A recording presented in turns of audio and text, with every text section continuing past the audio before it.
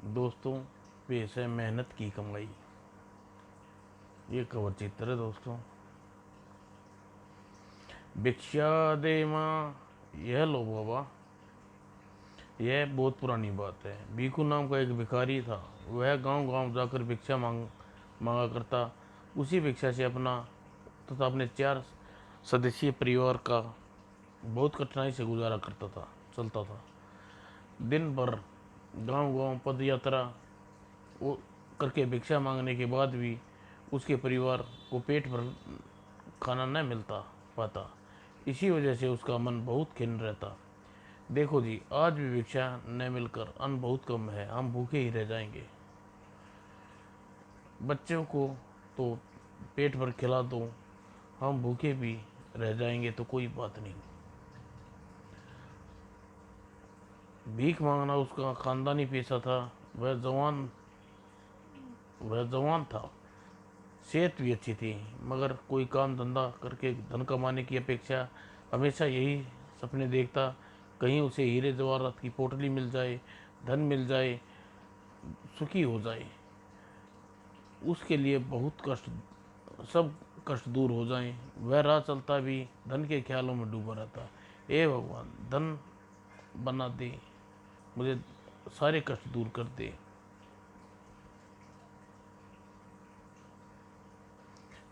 एक बार की बात है, बहुत भयंकर बरसात हुई। नदियों में बाढ़ आ गई, गांव में पानी भर गया, पानी से डूब गए। लेकिन यह तो खैर रही बात, भिखू के गांव में बाढ़ नहीं आई। वह मूसलाधार वर्षा के कारण बहुत दिनों तक वह भिक्षा मांगने नहीं जा सका। अजी सुनते हो, घर में 4 दिन से हमारे पेट में अन्न का एक दाना भी नहीं गया। जो बचा कुचा अन्न पड़ा था वह भी बच्चों ने खिलाकर कल ही खत्म हो गया। आज तो बच्चे भी भूखे से बिलख रहे हैं। समझ में नहीं आ रहा भगवान, मैं क्या करूं।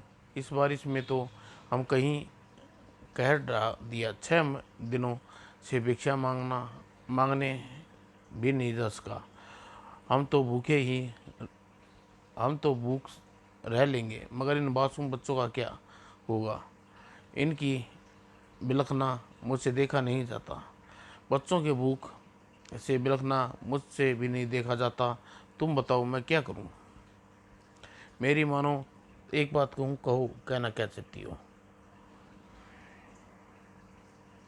हमारे पड़ोस में शांता मौसी रहती है। वह कह रही थी, जंगल में बहुत ऊंचे साधु ने डेरा डाले हैं, सबका कष्ट दूर कर देते हैं। मेरी मानो, उस महाराज की शरण में जाओ, वह जरूर हमारी विपत्ति दूर करेंगे। भीखू भिखारी होते हुए भी बड़े नास्तिक ख्यालों का था। आता बोला, यह सब बेकार की बातें हैं, मुझे इस महात्माओं के पर विश्वास नहीं है। अजी, एक बार जाकर देखने में एतराज क्या है। शांता मौसी का लड़का बहुत बीमार था। तमाम वैद्य इलाज करवा लिया दिया, कोई फायदा नहीं हुआ। हार कर उस महाराज के डेरे पर ले गई और महात्मा ने न जाने क्या मंत्र पड़ा, वह एकदम भला चंगा हो गया। मंत्र पढ़ने से भला कोई रोग ठीक हो जाया करते हैं। वह पाखंडबाज है। देखिए, मैंने आज तक आपसे किसी बात की जिद नहीं की। बच्चों की भूख से तड़पना देखना तो बेबसी है। आंसू पी कर रह जाती हूँ। अपने लिए न सही, बच्चों के लिए एक बार महात्मा की शरण में चले जाओ। मेरा मन कहता है कि वह दृढ़ता मुक्त अवश्य दिलाएंगे। भीखू अपनी पत्नी की बहुत समझाया, मगर वह अपनी जिद पर अड़ी रही। बस बस एक बार की रट लगाए वह रह रही। महात्मा के पास अवश्य जाओ। और दोपहर को वर्षा बहुत कम हो रही थी। भीखू घर से निकल पड़ा। अच्छी बात है भगवान, मैं महात्मा जी की शरण में जाता हूँ। मेरा कहना है मेरा दिल कहता है कि वह हमारे कष्टों को जरूर दूर करेंगे। जरा संभल कर जाना, बरसात के कारण रास्ता बहुत खराब हो गया है। तुम चिंता न करो, संध्या तक लौटते वक्त भिक्षा भी मांग लाऊंगा। तुम घर में कुछ सूखी लकड़ियाँ बीन कर चूल्हे पर जलाने की तैयारी करना। इस प्रकार भिखू अन अनमना सा महात्मा जी के डेरे पर चल दिया। करीब आधे घंटे भर वह कीचड़ के पानी भरे रास्ते को पार करता हुआ महात्मा के डेरे पर पहुंचा। उस समय भी महात्मा समाधि लगाए बैठे थे।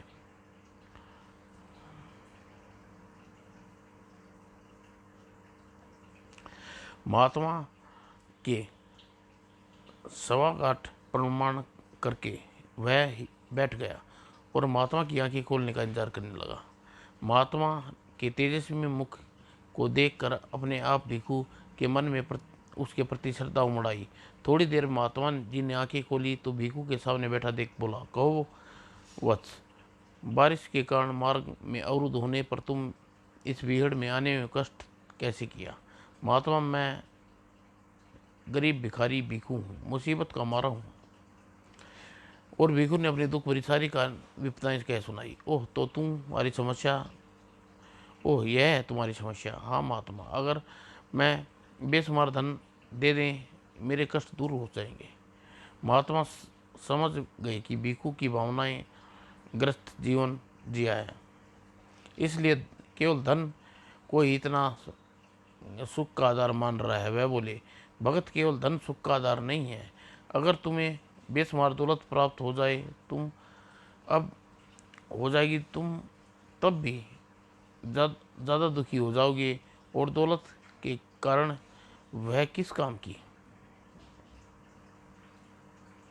दौलत के बारे में महात्मा जी के विचार भिखू के अचरज से भरी हंसी आई और बोला, महात्मन, मेरे पास धन नहीं है, मेरे बच्चे गरीब का फाका करते हैं, भूख से बिलबिलाते हैं, न तो अच्छा पहन सकते हैं न खा सकते हैं, गंदी ज़मीन पर घास फूस की झोपड़ी में उनका रहते हैं। अगर मेरे धन हो तो बच्चे भूखे न मरे, और हम अच्छा पहन और खाने की तमाम इच्छाएं पूर्ण हेतु सुख वैभव खरीद सके, हमारे सब कष्ट दूर हो जा सके और हर तरफ सुख और खुश हो। महात्मा मुस्कुराए, तुम जीवन में सुखी होना चाहती हो? जी महात्मा, तो अपना धन तो तभी तो आपसे धन कमाना कामना कर रहा हूँ, मगर बगैर मेहनत किए हासिल हुए धन को किसी सुखी नहीं हो सकता। अगर तुम वास्तव में जीवन में सुखी होना चाहते हो तो मेहनत मजदूरी करो, अपना पसीना बहाकर धन हासिल करो, और इस तरह से प्राप्त धन तुम्हें धनवान तो बना ही सकेगा, पर तुम्हें सच्चा सुख अवश्य देगा। लेकिन क्योंकि सच्चा सुख मेहनत से कमा कर खाने में है, मुफ्त की दौलत पा जाने में। महाराज, मेहनत मजदूरी करके इंसान कितना कमा लेता है, मेहनत करके तो अपना पेट पाल लेते हैं। गनीमत है कि तो अपने पास यही आशा लेकर आया था कि आप मुझे बेशुमार धन मेरे जीवन को सुखी करेंगे।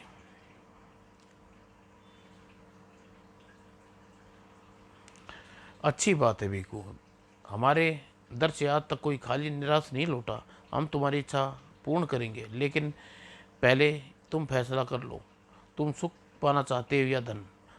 महाराज, जब धन प्राप्त हो जाएगा तो सुख स्वयं ही हो जाएगा। मेरे सबसे बड़ा बड़ा दुख है निर्धनता, इसलिए मुझे धन चाहिए। तथास्तु, अब तुम जाओ, तुम्हें धन प्राप्त होगा। और भिक्षु महात्मा को प्रणाम किया और खुशी खुशी कर वापस लौट गया। महात्मा ने कह दिया है कि मुझे धन प्राप्त हो जाएगा, मगर कहाँ प्राप्त होगा यह तो मैं पूछा ही नहीं। और वह कुछ आगे चला ही था कि अचानक उसे ठोकर लग कर गिर गया, धड़क चक। और भिखू ने देखने के लिए वह शतान पर झुका। उसकी ठोकर किससे लगी है? उसे वह एक धातु की कोई वस्तु दिखाई दी। देखो तो क्या है? और भिखू ने मिट्टी को भिखू के हाथ मिट्टी हटाकर वस्तु को बाहर निकाल तो आश्चर्यचकित रह गया। वो तांबे का मटका। फिर जैसे ही मटके का मुंह में मिट्टी हटाई तो सोने के मोहरे। ये भगवान, इतना धन! भिखू खुशी से ठिकाना रहा। महात्मा का कहा सत्य निकला, मैं धनवान हो गया हूँ, और मैं धनवान हो गया हूँ। और भिखू अपने मटके को अपनी कमीज में लपेट कर घर की ओर चल दिया। वह चाहकर भी घर वह चहकता हुआ घर पहुंचा, सारा किस्सा अपनी पत्नी को कह सुनाया। देखो जी, मैं कहती थी ना, महात्मा हमारे कष्ट दूर करेंगे। ओह, आज कितने धनवान हो गए हैं।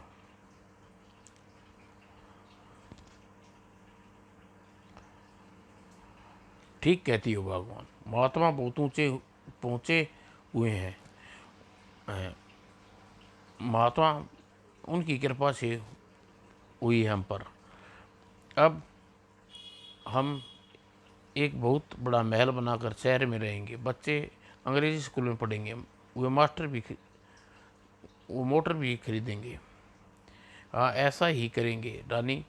अब जीवन के सारे सुख खरीद लूँगा और घर में पहले यह धन संभाल कर रख दो, कहीं चोर चुके की नज़र ना पड़ जाए। मैं इसे झोपड़ी में गाड़ देती हूँ। और इस प्रकार एक गरीब भिखारी की काया कल्प होते हो गई।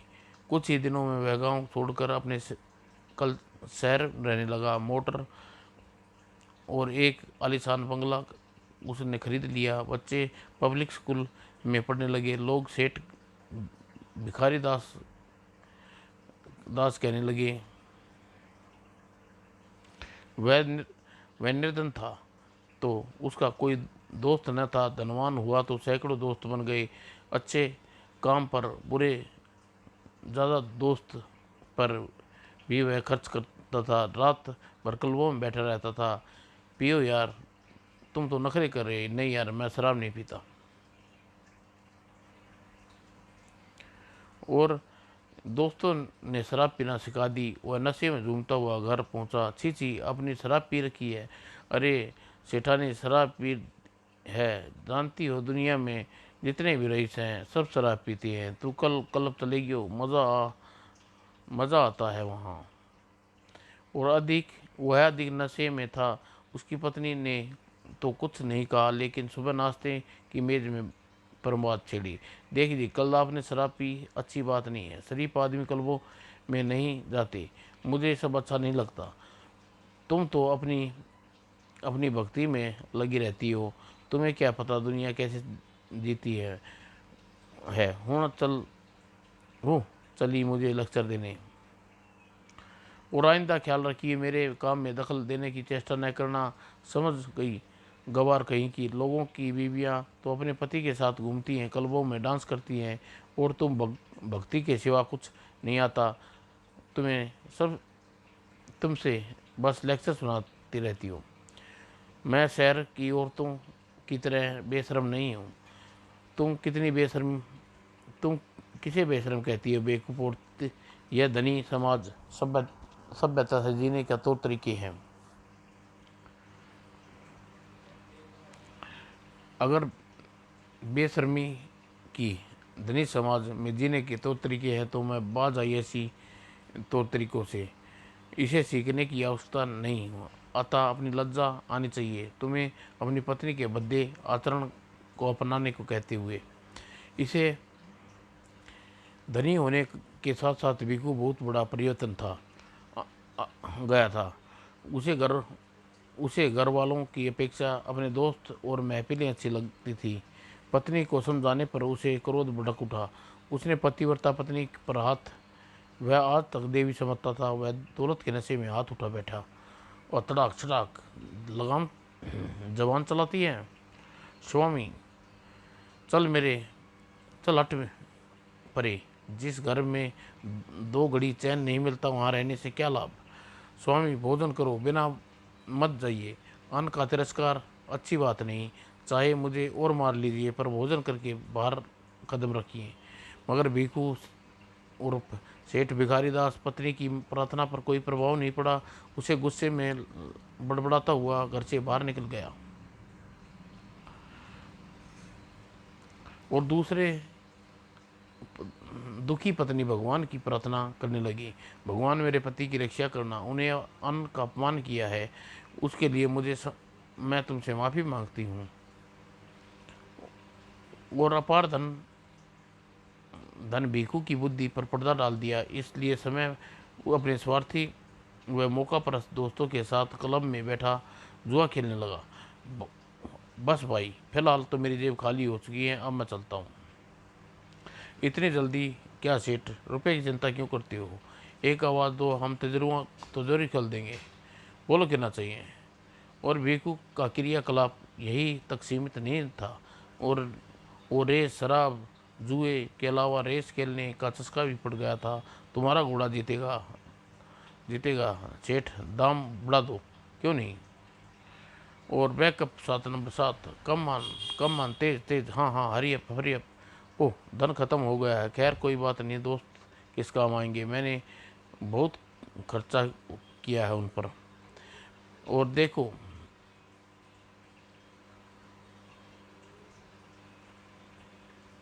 और देर रात तक शराब के नशे में झूमता हुआ लौटा उसकी आदत बन गई थी। उसकी पत्नी संध्या को भूखी प्यासी अपने पति के लौटने का इंतजार करती और मगर पतिदेव उसकी चिंता नहीं थी। वह दौलत के नशे में चूर था। खाना लाऊं? नहीं, खाकर आया हूँ, बड़ी नींद आ रही है, तुम भी सो जाओ। कितनी बार कहा है, रात को मेरा इंतजार मत किया करो, सो जाया करो। तुम मेरी बात मानती नहीं, लगता है ही क्या हूँ तुम्हारा? और वह कुछ न कर पा सकी। पति बिगड़ते देख उसकी आत्मा रो उठी। वह किससे कहती, कौन सुनता? बस घंटे भगवान की मूर्ति के बैठकर आंसू बहाती रहती है। भगवान, तूने हम धनवान बनाया, मगर जिंदगी जिंदगी की धनी लोगों की जिंदगी जिंदगी कहते हैं तो अपनी दौलत अपने पास ले लो, हमें फिर से निर्धन कर दो। इस सोने के पिंजरे में मेरा दम घुटने लगा है। निर्धनता कम से कम मेरे पत्नी मेरा मेरा कहना तो मेरा अपना था, मेरा पति मेरा अपना था। लेकिन लेकिन अब कुछ भी नहीं रहा। धन लेकर देकर तूने मेरे सब कुछ छीन लिया है, वापस ले लो इस मनहूस दौलत को, वो। और हर इस तरह दिन महीने गुजरते चले गए। कहते हैं लगातार पानी की तरह खर्च करते तो कुआं भी सूख जाता है। भीखू का भी सिर्फ खर्च खर्च ही खर्च था। आमदनी नहीं थी और इन्हीं खर्चीली आदतों की वजह से वह दिन भी आया। ज़रा 4,000 रुपये निकालना। घर पर तो अपने एक पैसा भी नहीं छोड़ा, कहाँ से लाऊं? ओह, धन खत्म हो गया। खैर कोई बात नहीं दोस्त, किस काम आएंगे, मैंने बहुत कुछ किया है। देखो दोस्त, आजकल बहुत तंगी में हूँ मैं, तंगी में हूँ, रुपया तो है नहीं। और दूसरे दोस्त ने भी दरवाज़ा खटखटाया। ओह, रुपया तो तुम्हें मिल सकता है, मगर अपनी कोठी गिरवी रखनी होगी। ओह, खैर यूँ ही सही। और धन का भंडार खत्म हो गया, मगर जो बुरी आदतें पड़ चुकी थी वह छुटी न छुटी। और फिर वह दिन भी आया जब कोठी, मोटर, कार सब कुछ बिक गया। भगवान, सब कुछ खत्म हो गया, अब फिर से गरीब हो गए। हिम्मत से काम लो, जी छोटा क्यों करते हो? और भीखू के कष्ट कष्ट के दिनों बढ़ते गए। स्कूल बच्चे स्कूल का स्वाद चखा था, वह निर्धनता स्वीकार न कर सके। पापा, मैं फुटपाथ पर नहीं नहीं रह सकते, अपनी कोठी वापस लो। बेटा, अब हमारे पास कोठी नहीं रही, यहीं रहना होगा, जिद नहीं करते। नहीं नहीं, हम यहाँ नहीं रहेंगे, छी कितनी गंदी जगह है, हमें घर वापस ले चलो। बेचारा भिखू, पेट भरने के लिए उसे फिर से भीख मांगनी पड़ी। भीख तो वह पहले भी मांगता था, मगर अब इस यह अपमानजनक महसूस हो रहा था, क्योंकि धन का स्वाद चखा था। यही सोच कर उसे शर्म आ रही थी। जिन लोगों को वह धन की लुटाया, आज उनके आगे हाथ फैलाने पड़ेंगे। छी, यह कोई खाना है, सूखा सड़ा, मैं नहीं खाऊंगी इसे। जिद नहीं करते बच्चे, मेरी बेटी खा लो। और वह पहले से ज़्यादा दुखी रहने लगा। बच्चे कुषाण का शिकार होकर रोगग्रस्त हो गए। पहले बच्चा बीमार होते ही उसे वैद्य की दवा से ठीक हो जाते थे, मगर अब तो डॉक्टरों और चिकित्सा की जरूरत थी। पापा, मुझे डॉक्टर के पास ले चलो। पहले वह पहले भी गरीब था, मगर अपने जिंदगी की इस कदर कठिन न दिखाई दी। मगर अब तो सब कुछ बदल गया था। हे भगवान, अब क्या करूं? तब उसने सोचा, दौलत उसे न मिली होती तो कितना अच्छा होता। महात्मा ने सच कहा था, दौलत, केवल दौलत ही सुखी का आधार नहीं। अब दौलत थी तो मैं अपने परिवार से सुख न दे सका। बच्चों को हफ्ते शकल नहीं देखी मैंने। अपनी पत्नी, देवी तुल्य पत्नी का अथात कष्ट दिए। तब मैं दौलत, और जब दौलत नहीं है तो किसी प्रकार सुखी करूं अपने परिवार को। और टूट गया भगवान, समझ में नहीं आता क्या करूं। मेरा कहना मानो तो उसी महात्मा के पास जाओ, वही कुछ रास्ता सुझाएंगे। कौन सा मुंह लेकर उसके शरण में जाऊं? उन्होंने तो मुझे पहले ही सावधान किया था, बगैर मेहनत किए हासिल दौलत मनुष्य को कभी सुखी नहीं देती। और मैं मूर्ख था जो उनके जीवन सुख की बजाय दौलत मांग बैठा। इंसान को अपनी गलतियों का पुतला है स्वामी। हर एक गलतियां होती हैं। तुम जाओ तो सही, मेरा दिल कहता है वह तुम्हें अवश्य ही सही मार्ग दिखाएंगे। भगवान, तुम मुझ पर हिम्मत मुझ में हिम्मत नहीं है। मैं हमेशा प्रेरणा देती हो। ठीक है, मैं महात्मा के पास जाऊंगा। और पत्नी के सामने भिखू ने एक नई चेतना का संचार हुआ। महात्मा के डेरे की ओर चल दिया। महात्मा जी ने उसकी शरण पर पहुंचकर महात्मा के मुख से बगैर कुछ सुने ही बोल पड़े, मैंने कहा था ना भिखू, बगैर मेहनत किए प्राप्त धन दौलत जीवन को कभी के सुख नहीं बना सकती।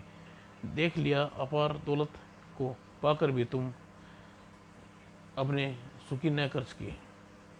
मुझे क्षमा कर दो महात्मा, मेरे कष्ट निवारण करो, मुझे कोई राह दिखाओ, सुझाओ। महात्मा, उठो वत्स। इस जंगल के बाहर पूर्व में एक बंजर भूमि का एक छोटा सा टुकड़ा पड़ा है। वह मेहनत करो, खेती करो। जो गया महात्मा और भिखू को कहा, नए उत्साह के साथ लौट गया। और महात्मा जी के अनुसार उसने खेत में मजदूरी और भूमि उपजाऊ की। उसकी पत्नी और बच्चों ने उत्साह भरकर उसका पूरा साथ दिया। उसने खेतों में समय उगने वाली सब्जियां बोई, मेहनत रंग लाई, फसल पककर तैयार हो गई। हमारी भूमि सोना उगल रही है स्वामी, सचमुच। और फसल अच्छी कीमत बाजार बिक गई।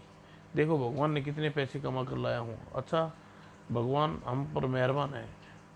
भगवान हर मेहनत करते इंसान पर सदा मेहरबान करता है। और वीकू अपने जीवन में बाहर आ गई। उसने दूसरी फसल खेत में गेहूं बोई। वह फसल भी पक गई और बाजार में अच्छे दामों में बिकी। और इस तरह उसकी कठोर परिश्रम कर भिखू बहुत धन कमाया और अपने परिवार का पूरा ख्याल रखता। बच्चे बहुत प्यार करता था और वो अपनी पत्नी का सम्मान करता था। पुरानी गलतियां उसने नहीं दोहराई। अब वह समझ चुका था धन किस प्रकार प्राप्त, खून पसीना करके कमाया जाता है। अब भिखू की समझ में महात्मा के जी इतना सही कहा था कि यह धन की कदर करता है।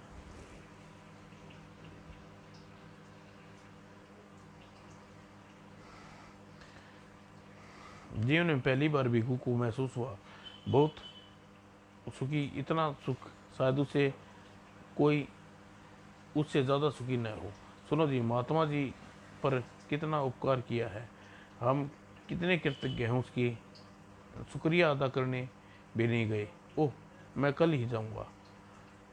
और सच, भगवान अपना जीवन स्वर्ग बन गया। महात्मा जी के सही कहा था, मनुष्य सुखी के आधार पर दौलत ही नहीं, मनुष्य का सच्चा सुख मेहनत कमा कर खाने में है, मिलता है, न कि मुफ्त में प्राप्त हुई दौलत से। और अगले दिन भिक्खू महात्मा की कुटिया में गया। साथ में वह ढेर सारे उपहार भी ले गया था। ओ भिखू, तुम यह सब उपहार श्रद्धापूर्वक अपने खून पसीने की कमाई से खरीद कर लाए हो, इसलिए इन्हें स्वीकार करता हूँ। मैं कृतज्ञ हूँ महात्मन। और इस प्रकार भिखू की मेहनत की कमाई का महत्व समझाने के बाद आनंद पूर्वक अपने दिन गुजारने लगा। समाप्त दोस्तों।